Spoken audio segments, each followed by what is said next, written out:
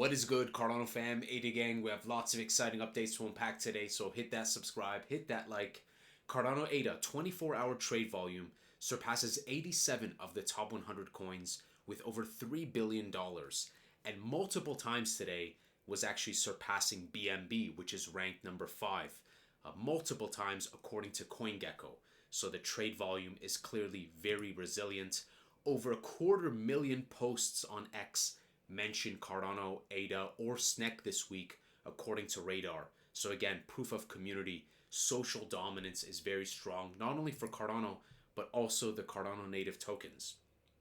Major Cardano ADA bridge Wanchain integrates new cross-chain route to bridge Ethereum directly between Cardano and Polygon. Great to see this integration, and it's going to allow users to move right into Cardano DeFi and skip centralized exchanges, especially if they want to move some Ethereum on Polygon. Now they have more options. So fantastic. And speaking of Wanchain, they also revealed a new audit is in progress by TxPipe, and this will be complementing the existing audit by Anastasia Labs. And lest we forget that Wanchain is designed as an extension of Cardano's Ouroboros. So again, I think that is playing a pivotal role for the resilience and the uninterrupted uptime of Wanchain. Large transfer. Speaking of bridges, Rosen has brought more than $11 million into Cardano DeFi in terms of liquidity from external networks. I love these posts. Large Ergo to Cardano transfer, almost $35,000 straight to Cardano. So that is beautiful.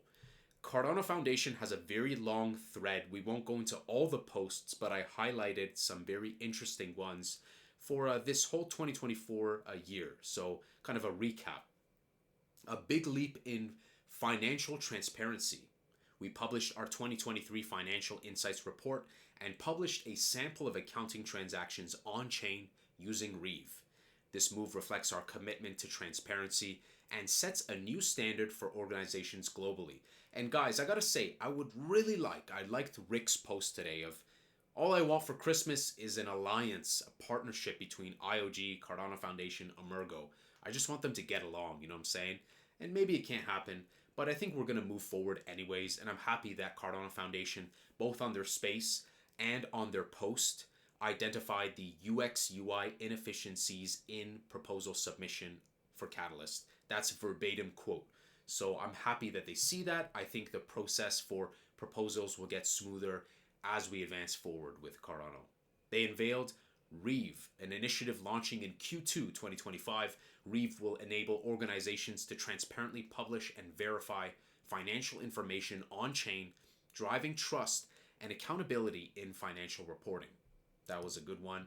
Of course, the NASA educational workshop hosted by Cardano Foundation. We showcased blockchain fundamentals and its potential to enhance efficiency, mitigate risk, improve traceability, and rebuild trust. Thanks again to NASA for the warm welcome and collaborative spirit. So haven't heard any more than like proof of concept and stuff that they're working on, but we will continue to keep an eye out for that. Professional certifications through Cardano Academy. I think it's great to have initiatives for education, certification, and they partnered with Pearson VUE to introduce the Cardano Blockchain Certified Associate or CBCA course, providing participants with a professional, verifiable certification that showcases their blockchain expertise. I think that's pretty cool, and something I want to explore more is like this type of education that's available right now, and I want to learn more about SPOs and things like that. So those things, they interest me. We co-founded PRAGMA. PRAGMA is our member-based, non-for-profit, open-source Swiss association for blockchain software projects. It supports tools like Amaru and Aiken, empowering developers to build and innovate using open-source blockchain infrastructure. Good stuff. And of course, they introduced Cosmos IBC to Cardano. In June, we introduced IBC Protocol capabilities to Cardano, enabling seamless and reliable transactions and data exchanges across distinct blockchain networks. This step positioned Cardano as a key player in the multi-chain ecosystem. We introduced a MiCA-compliant white paper template. I really liked this post when I saw it. We introduced a template to help projects on Cardano comply with MiCA regulations simplifying the process of meeting European standards and supporting builders in the ecosystem. We know, guys, how important it is, MiCA compliance, compliance in general as a narrative also. So this is very key. Cardano ISO 20022 in addition to XRP, DREC Alliance, all this stuff coming together is part of compliance, and it's great. Now, we'll check out this alpha from Ripple Chief Legal Officer Stuart Alderoty, and also some crazy alpha that is going to send the Canadian economy and be good for global crypto. Stuart says to move quickly and effectively in the new Congress, we must focus on legislation that fosters innovation and is rooted in frameworks familiar to regulators and judges, ones that regulate activity, not technology. Codifying abstract concepts that fueled the previous administration's war on crypto without serious study and broad consensus should be avoided. And I think that is based, that we got to look at the activity, not the technology, right? It's more about what are you using it for? And finally, this, and I'm not a fan of him whatsoever, Mr. Jagmeet. We're talking NDP here, Canadian politics. I don't really care about Canadian politics, but this is great because in his message, at the very end, he said something that's super, super clear here regarding a vote of no confidence. When he does a vote for no confidence, right here, we will put forward a clear motion of non-confidence in the next sitting of the House of Commons. What does that mean? Well, for my non-Canadians in the chat, this means that him, Team Orange, and Team Blue, and Team Quebec are coming together to put a vote of no confidence, and that means that an imminent election will be started after like 5 weeks. So we will see an election for Canada for the next Prime Minister begin as early as February, probably March. So this is crazy because think about it. We have a new pro-crypto administration. Pierre is very pro-crypto, pro-Bitcoin, pro-cutting the taxes, a very similar essence, if you will. So I don't really care about the clowns in the carnival, but this will initiate a new election for Canada. So the Canadians in the chat, let me see some W's in the chat. You know what I'm saying? Top tools. Speaking of W's, SNEK continues to dominate with over $2.3 million 24-hour trade volume. The stables catching up too, probably related to the dips that we saw. And congratulations if you guys got the dips. I did too. I'll speak about that in a moment. And looking at our top projects, pretty nice. Very good. Interesting to see Rosen on there. Wrapped Ergo. We got Aigon, USDM, MinSwap, World Mobile Token, of course, classic. A couple of our stables on there. Liquid, SNEK. Nice to see SNEK continue to dominate. Well, let's talk pricing. And did Angry Crypto show buy the dip? I am happy to say that yes, twice I bought the dip. And so I kind of refer to this as goblin hands. I don't know if you guys have ever heard of goblin hands. I'll talk more about goblin hands as we progress into altcoin season more and more, which we've been in, but we're not in the crescendos of altcoin season yet. So last night, just kind of going off gut feeling, I'm like, you know what? I really want to buy this dip. So I bought some at 8.8, 8.9. And then I bought some more at around like 8.7, 8.6. I had some limit orders that I set and they executed. It was successful. And then it went all the way down. Like, it's like, you know, you always try to time the bottom. You really can't. It's just catch the wave as it's coming. And then as I woke up, I looked at it and I was like, oh, it's 8.4, it's 8.5. And it just continued to go right back up to like 9.5, 9.6. What an amazing, resilient project we have, right? So I bought about 20-25% of what I sold, probably about like,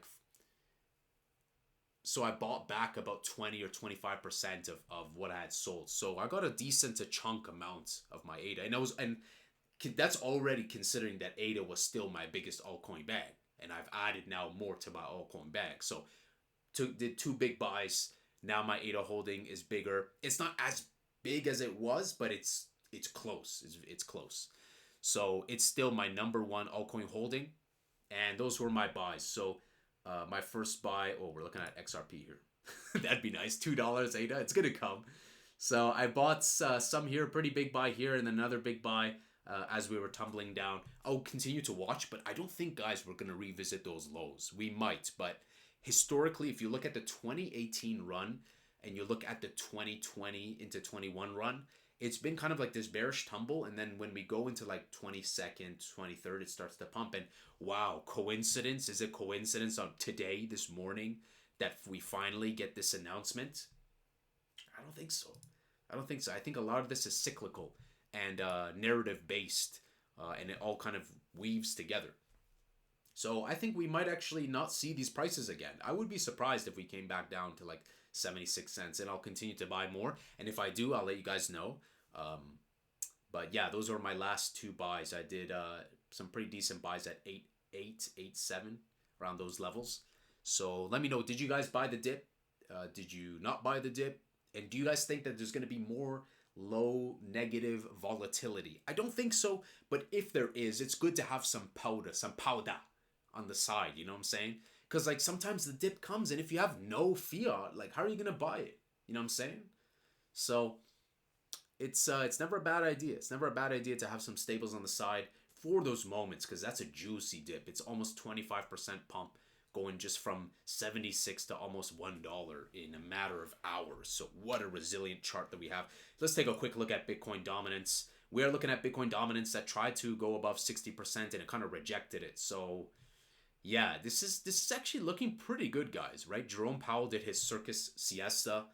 The Canadian government looks like it's getting ready to rally with a very powerful like dollar. It's going to rally with a very powerful sentiment to stocks and crypto with an election around the corner because of the vote for non-confidence, joining the likes of the Conservatives and the Bloc Quebec party and whatnot. So it's going to be very exciting, guys. Very, very exciting economy that's ahead of us. Pro-crypto administration.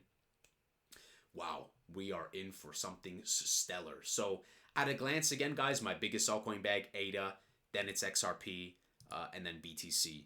It's chump change for the other stuff. I have a little bit of Litecoin, a little bit of XLM.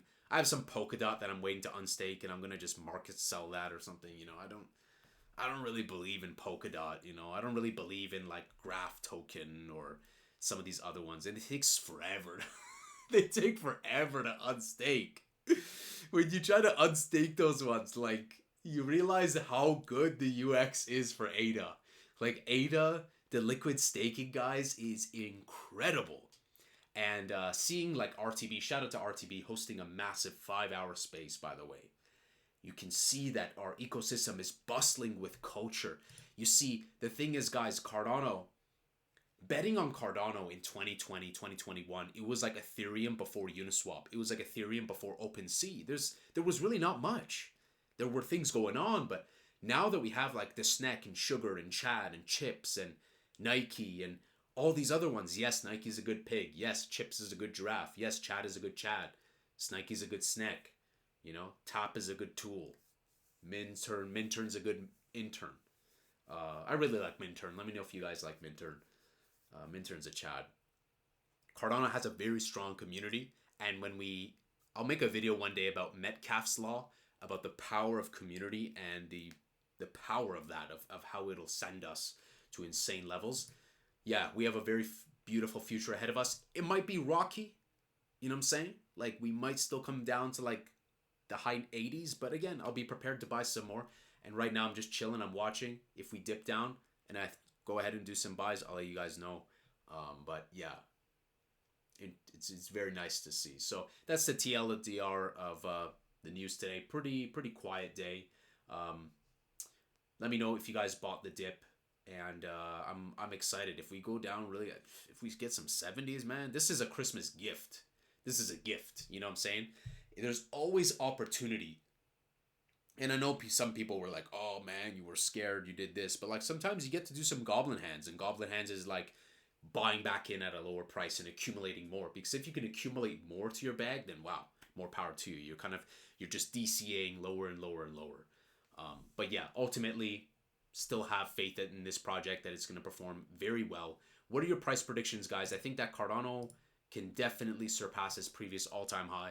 I still stay with that $5 to $7 price range, and it could go even higher, given the crypto politics around the world. They're clearly becoming very pro-crypto. Even in Vancouver, they're talking about like Bitcoin reserve and holding Bitcoin. And Pierre, he is the most popular in Canada to run for PM, and he believes in Bitcoin as well. So we're going to have Trump and Trump Jr.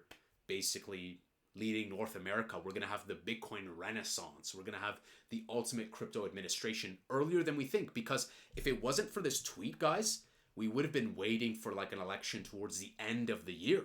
But now we are front running it as early as February. So it's crazy. So let me know, guys, what do you think about that? What are your thoughts in terms of crypto and altcoin season? And did you buy the dip? Did you not? Smash that subscribe, smash that like. I'll see you guys in the next Angry Crypto Show.